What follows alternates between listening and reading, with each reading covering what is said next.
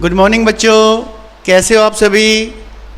आज हम लेके आए हैं आपके लिए क्लास 3 EVS का चैप्टर 1 अर्थ।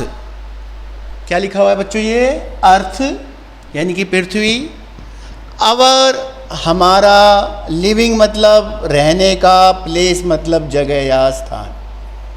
कि जो अर्थ है वो हमारे रहने का स्थान है। तो समझेंगे बेटा इस चैप्टर को डिटेल से हम। We live at as amazing planet. इस वर्ड पे फोकस कीजिएगा बेटा। एक बार फिर से बोलूंगा मैं आपके लिए, अमेजिंग। अमेजिंग मतलब अद्भुत। अब ये भी हिंदी का भी मुश्किल शब्द है, अद्भुत। अद्भुत मतलब कुछ खास प्रकार का, जैसे कुछ अद्भुत बातें हैं, कुछ खास बातें हो सकती हैं। ऐसे ही जो हमारा ये प्लेनेट है अर्थ, इसको हम अद्भुत क्यों कहते हैं वो ज़रा समझेंगे।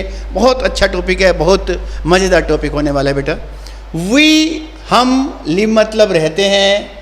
कहाँ रहते हैं बेटा हम? At as amazing planet. Planet मतलब ग्रह। सुना होगा आपने पहले ये शब्द। प्लेनेट क्या चीज़ है, ग्रह क्या चीज़ है? कि जो हमारा सन है इसके चारों तरफ कुछ हेवनली बॉडीज, कुछ बहुत बड़े प्रकार की चीज़ें घूमती रहती हैं। उन सभी चीज़ों को हम क्या मानते हैं? प्लेनेट। तो हमारे 8 प्लेनेट हैं। पहले कभी 9 होते थे, वो बड़ी क्लास में आप पढ़ेंगे, लेकिन अब जो होते हैं वो कितने होते हैं? 8 होते हैं। और उन 8 में से अर्थ हमारी एक है। तो we live at as amazing planet. अब बात आती है कि हम अर्थ को ही क्यों अमेजिंग कह रहे हैं, बाकी क्यों नहीं है अमेजिंग प्लेनेट? क्यों नहीं है? एज इट, क्योंकि इस पर, अर्थ पर क्या क्या है? कंटेन्स, इस पर है वाटर। वाटर सबको पता है, जल या पानी। लैंड मतलब जो धरती है, जो जमीन है वो चीज़। और एयर मतलब हवा। तो ये जो 3 चीज़ें हैं ये केवल अर्थ पर पाई जाती हैं हमारी। कहाँ पर पाई जाती हैं बच्चों? ये अर्थ पर। कौन कौन सी चीज़ें हैं खास जो हमें अमेजिंग बनाती हैं, हमारे प्लेनेट को अमेजिंग बनाती हैं? तो उनमें जो सबसे पहली चीज़ है बेटा वो क्या है हमारे पास? Water, number 1। ध्यान रहेगा, एक बार बोल दीजिए मेरे साथ, क्या है वो? वाटर। सेकंड नंबर पर है हमारे पास लैंड, धरती। और तीसरे नंबर पर है एयर, हवा। Due to these, due to का मतलब के कारण। ड्यू टू का मतलब क्या होता है? के कारण। दीज मतलब इन, 3 मतलब 3, एलिमेंट्स मतलब जो तत्व हैं, इनको हम तत्व कह सकते हैं हिंदी में। जो 3 तत्व की हमने बात करी अभी, पहले नंबर पे क्या था? वाटर, लैंड है, तीसरे पे था एयर। तो इन 3 चीज़ों के कारण, इन 3 तत्वों के कारण there is a life on the earth. There is a life, life मतलब जीवन।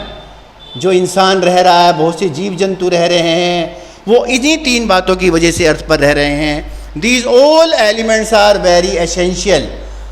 दीज ऑल एलिमेंट्स, ये सभी के सभी जो तत्व हैं, आर वेरी एसेंशियल। एसेंशियल का मतलब आवश्यक, बहुत ज़रूरी हैं, जो बहुत ज़रूरी है बेटा। ये आप मोबाइल के बिना रह सकते हैं, आज की डेट में तो बच्चे मोबाइल के बिना भी नहीं रह रहे, चौथा एसेंशियल बन जाएगा वो। लेकिन जो जीने के लिए बहुत ज़रूरी है वो है water, land and air for our life, हमारे जीवन के लिए। आवर मतलब हमारे, लाइफ मतलब जीवन। Number of animals, birds. Animals मतलब जंतु, बर्ड्स आपको पता ही है, पक्षी जो उड़ते हैं आसमान में। नंबर ऑफ का मतलब बहुत सारे, बहुत सारे जंतु, पशु पक्षी कह सकते हैं आप। लिविंग बीइंग्स, लिविंग बीइंग्स का मतलब जो जीवित, बीइंग्स मतलब कोई भी जीव जो जिंदा है, उसमें इंसान भी आते हैं हम। And plants are living on the earth. वो इन 3 चीज़ों की वजह से ही अर्थ पर जिंदा है। 3 चीज़ें फिर से दोहरा लेते बेटा हम, water, land and air. We all play, हम सभी खेलते हैं। प्ले सबको पता है, प्ले मीन्स खेलना, ऑल मतलब सभी। वॉक चलते हैं, eat and drink on the अर्थ, खाते हैं, पीते हैं, रहते हैं, मौज मस्ती मारते हैं हम इसी अर्थ के ऊपर ही। अब बात आती है children, do you know the shape and size of the earth? बच्चों, क्या आपको पता है कि शेप कैसी है? शेप मतलब आकार, कि जो हमारी धरती है उसका आकार कैसा है। आकार जैसे आप लड्डू खाते हैं, आपको सबको पता है कि जो लड्डू है वो गोल होता है, ऐसे स्फीयर बुलाते हैं इसको, स्फीयर, SPHERE। आप बर्फ़ी खा रहे हैं, बर्फ़ी आपकी चपटी होती है, फ्लैट होती है। इन दोनों वर्ड पे ध्यान दीजिएगा बच्चों, अभी हम इसकी बात करेंगे।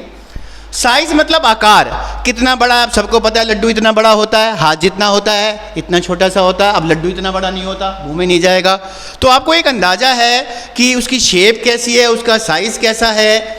In olden days, olden days का मतलब पुराने समय में, बहुत पुराने समय में बेटा, बहुत बहुत बहुत बहुत पहले।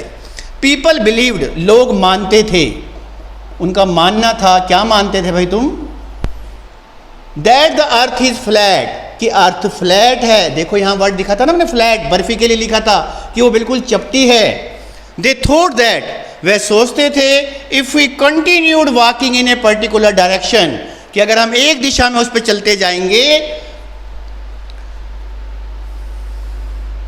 तो क्या होगा, we would fall from the boundary, तो जो उसका लास्ट का सिरा होगा हम वहां से नीचे गिर जाएंगे। जैसे समझते हैं इसको, मान लीजिए आपकी कोई टेबल रखी है घर पर, ये टेबल है, इसकी दोनों टांगे बना दी मैंने। अब आप इसके एक डायरेक्शन में चलते जाइए, एक दिशा में चलिए। डायरेक्शन मतलब एक दिशा, एक ही तरफ, आप जिस तरफ चलना चाहते हैं। अगर हम पर्टिकुलर डायरेक्शन, यहाँ पर वर्ड वो दिख नहीं रहा, मैं लिख रहा हूँ डायरेक्शन, DIRECTION, आपकी बुक में होगा, पढ़ सकते हैं कि अगर हम खास दिशा में जाएंगे, मान लो मैं ऐसे जा रहा हूँ आगे, ठीक है, तो नीचे जाके गिर जाएंगे।